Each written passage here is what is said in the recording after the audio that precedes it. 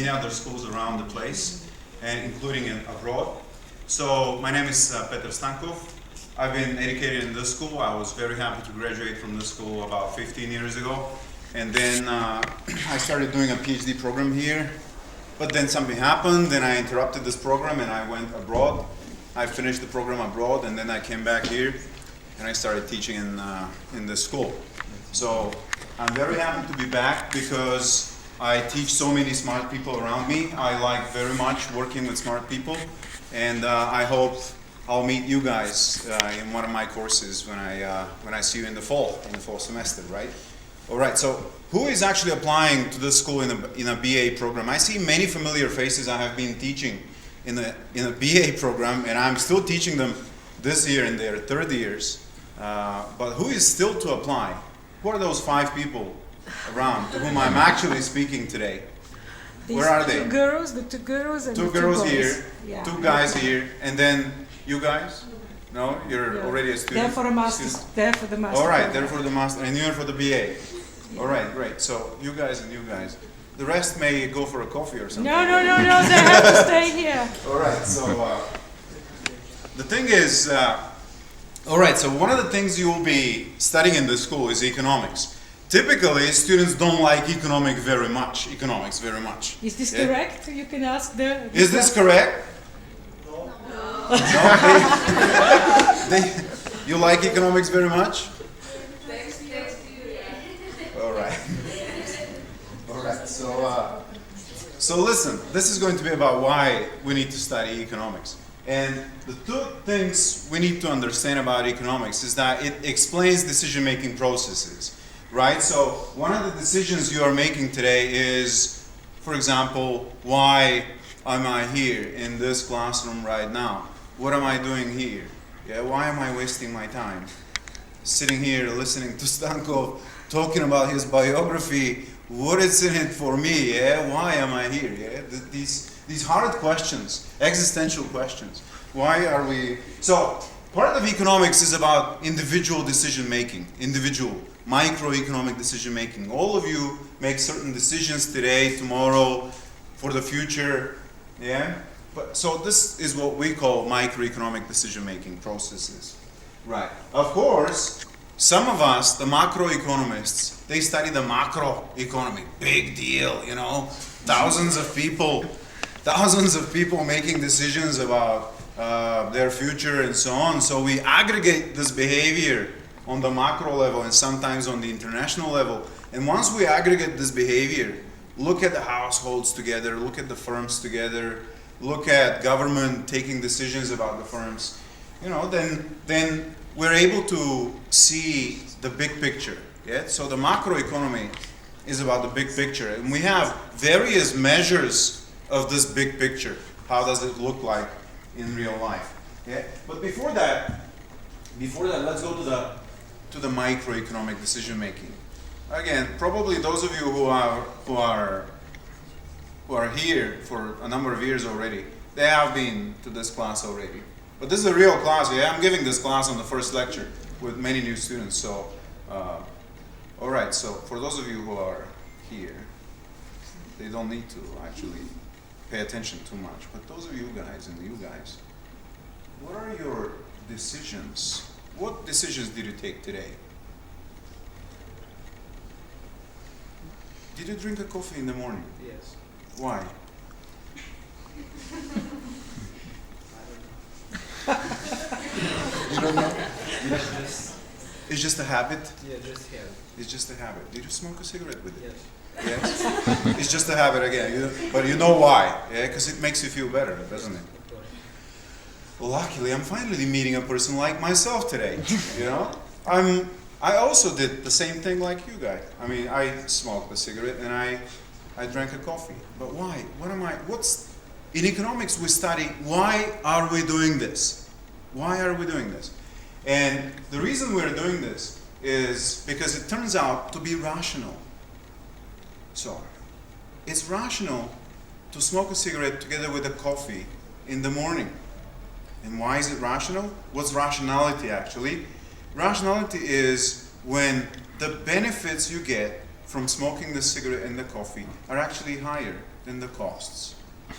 Okay? What's a cigarette? It's like 30 sutinki or what?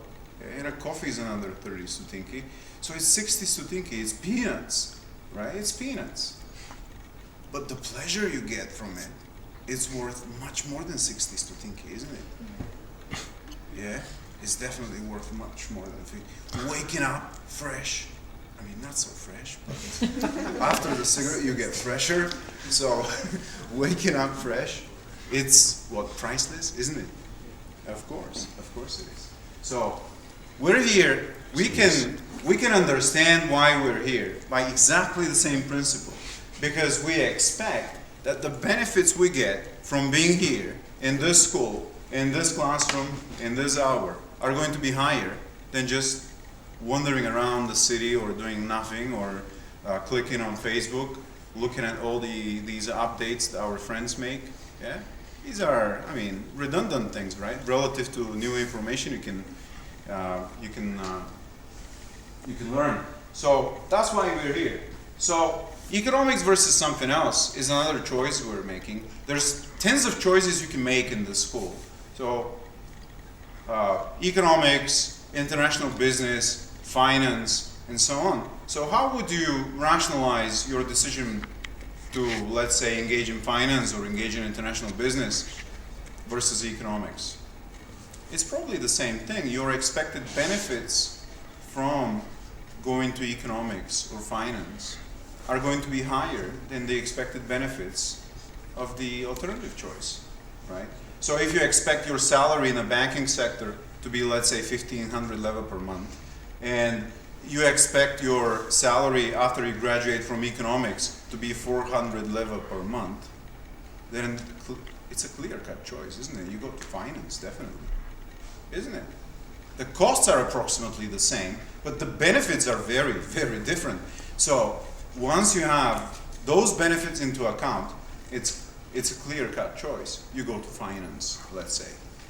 But the truth is, you can make many interesting things with economics as well, including understanding people's choices. All right, so another choice people make these days is going to school versus picking up a certain profession. So it's becoming relatively fashionable to become an entrepreneur right now. So you have a big idea in your mind, and there's a lot of financing for these startup ideas these days, isn't it? There's 11.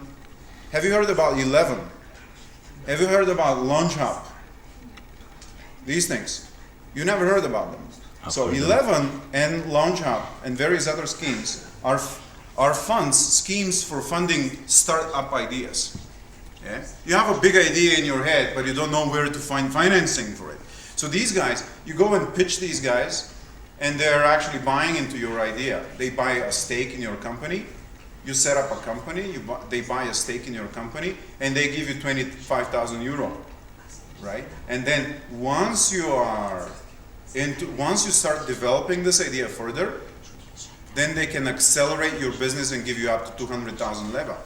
So my question is, why would you go to school if you can tap this financing, right? There's another choice you would like to make also. Why am I not starting the next Facebook or the next Twitter or the next Skype at 18 years old, when I'm 18 years old? Yeah? So if you believe this is your idea is worth this much, so why don't you go and pitch these guys relative to spending 4 years in school, right? It's a provocative idea, isn't it? But the truth is, very few people can really change the industry in such a way that they can compete efficiently with Facebook, with Twitter, with Skype, and so on, right? So that's why, for most of you, it's actually rational to go to school versus just launching a business right now, right? So these guys, 11 and Launch Hub, they make occasional presentations in our school. So once you are in the school already, you will have access to them, and you will have the chance to ask these guys questions about startup financing. Right. All right. Why not smoking? We already discussed this thing. the truth is though, the long-term costs of smoking are much higher than the short-term benefits. So if you look at the big picture about smoking, it turns out you need to quit today. Yeah? Right? I'm telling this to myself every day. Right, but I'm still not quitting, you know. So, all right, going to the disco versus studying for exams. Yeah, this is another choice everybody needs to make occasionally. You'll have to study for exams once you're in this school, you know. Occasionally. Regularly. Regularly. Yes, that's true. Regularly. All right, so you'll have to study for exams, but occasionally you need to go to the disco, right? There is a lucrative invitation for the disco, and there is benefits from going to the disco, aren't there? Right. All right, so there's costs and benefit structure. What I'm saying is there's cost and benefit structure behind every choice you make today, you make tomorrow, you make about big decisions in life, and so on. So here's my PhD student here, Lubo. He's just been engaged to his girlfriend. And I'm just arriving at probably the most interesting microeconomic decision making. Do I break up with my fiancé to be able to finish my PhD dissertation? Do I do that? Or I can do both at the same time, maybe. Or I can actually not finish the PhD. Maybe that's also a rational choice. Yeah. At some point. Right, so his choice also involves the cost and benefit structure. If his wife is a very kind and understanding woman, she will support him all through, and she will help him graduate with a PhD, and then they will happily live ever after. Okay? But, you know, if he's not tough enough, which I guess he is, but if he's not, then his life will probably be very miserable from now on. Yeah? He needs to be tough to finish this program. Right. Living with your parents versus living alone. How many of you, the four of you, how many of you still live with your parents? Probably all of you. How many of you guys still live with your parents? Huh? Many of you actually live with your parents. Why do you do that? Why would you still live with your parents? Cheaper. Benefits and costs. It's free food, no rent, yeah, free laundry, and then, I mean, the occasional cost you need. All right, you need to clean after yourself, and you need to do the room and so on, right? But that's small cost relative to the benefits, right? And that's why you still live with your parents. You guys still live with your parents? Yes. Yeah. Is it good? No. No? But then why would you live with them if it's not good? We're still The wrong contract occasionally, right? So people make wrong choices occasionally. Now, that's what microeconomics is about. It's about individual decision making. And we study this individual decision making in microeconomics. That's part of economics, the big subject of economics. Now then, we go to the macro. A little bit about macro, because that's what you're also going to study in the school. Now, macro, here's a picture for you. Macro is mostly about this picture. This is Bulgaria since 2000.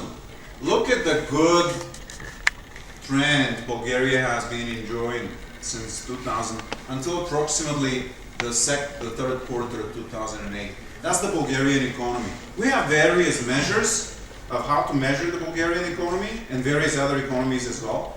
And in the macro, we study why is this economy moving up? Why are most economies moving up over time? And why, occasionally, what are the factors for this economy to go down? Because nobody goes up forever. Yeah? You don't go up forever, I don't go up forever, nobody goes up forever. They occasionally climb a few steps down. regroup, rethink, re-strategize, and then move up again. So that's what economies also do. Okay? They go down for a little bit, luckily for shorter periods of time than this period, and then they're back on the growing trajectory. So we're trying to explain in the macro, a central question in the macroeconomics, the study of the macroeconomy, is why is this economy moving up, why it goes down, and why it goes back up again. And then, what are the consequences? What are the consequences of this economy moving up? Everybody feels happy when the economy is moving up. Why? Because they get more income, they get more papu, they get more cigarettes and coffee, and they're happy, more happy. Okay? That's why they're happy when the economy moves up. That's the consequence for the consumers. They consume more, they buy more stuff. That's good for them, isn't it? Yeah. No. All right. So then, also, what are the consequences for the companies? When you guys buy more, somebody else takes this more, has more money in. Yeah, you spend more, somebody takes more money in. And that's good for them, isn't it? Isn't it? Yes. Of course it is. You're selling something, somebody gives you more money for what you sell, and you're happy. You're selling apples, right? That's selling. When I was 12 years old, I was selling peaches on the market. 12 years old. And I was very happy when the additional person bought the additional kilo of peaches. Because I was already a microeconomic agent. I was thinking, oh my God, if I sell 1 more kilo of peaches, I'll get 30 sutinki in my pocket in the end of the day. Yeah? So I was doing my best to sell these peaches, as many as I can. So my point is, if you are able to sell more peaches, then your company will be happy. Right? All right. So once the time of crisis, hits, the question is, what can we do about it? And it turns out that many government organizations, including the government itself, the Prime Minister and the Finance and the Economics Minister, they are actually thinking about what to do about it, about this economy going down. How to make this economy not go down forever, okay? And how to make this economy move up faster.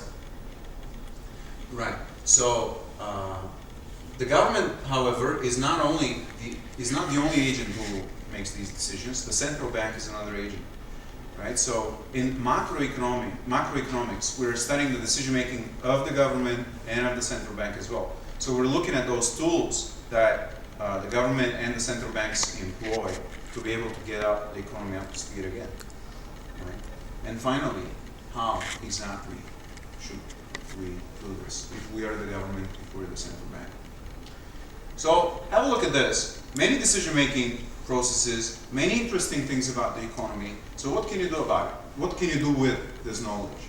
So you can become a researcher like us in this school. That's your primary career, like Lubo here.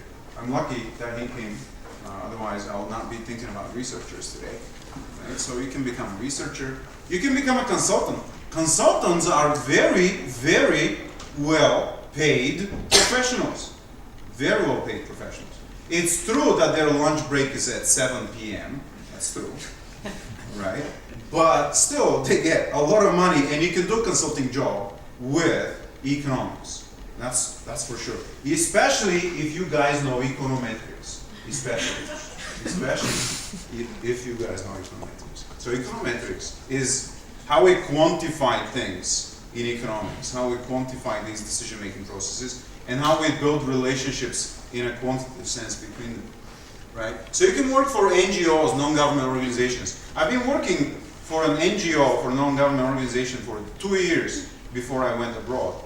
And I was very happy to be working for this NGO because they gave me a lot of interesting skills, a lot of interesting contacts, and it was an invaluable experience for me. Yeah? That was immediately after I graduated with a BA degree. I found almost immediately I found a job at this NGO, and I was very happy. Then you can work for the government, definitely. Government is hungry for you guys. Definitely. They are hiring many people, many professionals with economics education.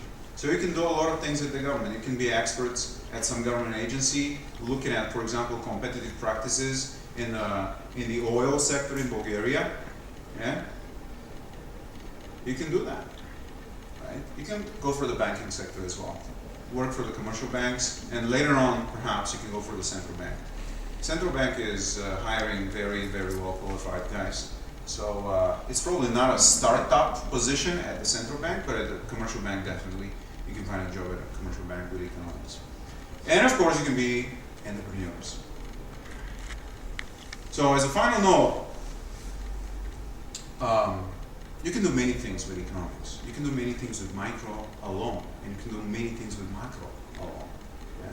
You can be whatever, prosperous individuals, whatever. But ultimately, it's up to you if you'll manage to do this thing. Yeah? It's not up to the university. We are doing our best to make you professionals. But ultimately, it depends on you. If you want to be the professionals the economy needs. Right? So I certainly hope to see you in the fall and start building this professionalism in you guys. All right?